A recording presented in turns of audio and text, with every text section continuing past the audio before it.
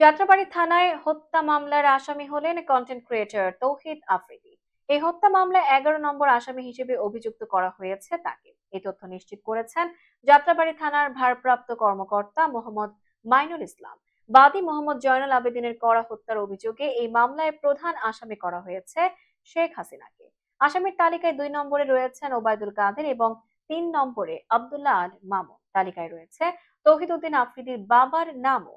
এই মামলায় তার বাবা নাসির উদ্দিন সাথী 22 নম্বর আসামি। এই হত্যা মামলায় সর্বমোট 25 জনকে আসামি করা হয়েছে। তৌহিদ আফ্রিদি, যিনি মূলত তার বিনোদনমূলক ভিডিও এবং বিভিন্ন সামাজিক কার্যক্রমের জন্য বিখ্যাত, কোটা আন্দোলন সম্পর্কে ছিলেন নীরব। তারপর সামাজিক মাধ্যমে এসে কেঁদে কেটে পরিস্থিতি ব্যাখ্যা করেছিলেন যে কেন তিনি কোটা আন্দোলনের সময় চুপ ছিলেন।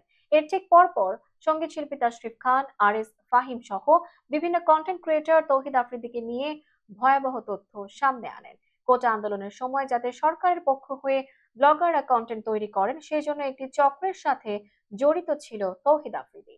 তারা জানান, আফ্রিদি নিজে সবার বাসায় যান এবং তাদের সরকারের পক্ষে ভিডিও তৈরি করতে বলেন এবং টাকাও অফার করেন।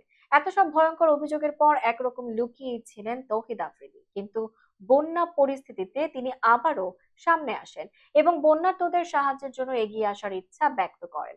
সামাজিক মাধ্যমে এই বিষয়টি নিয়ে তার ভক্তরা প্রশংসা করেছেন এবং তার এই উদ্যোগকে সাধুবাদও জানিয়েছেন।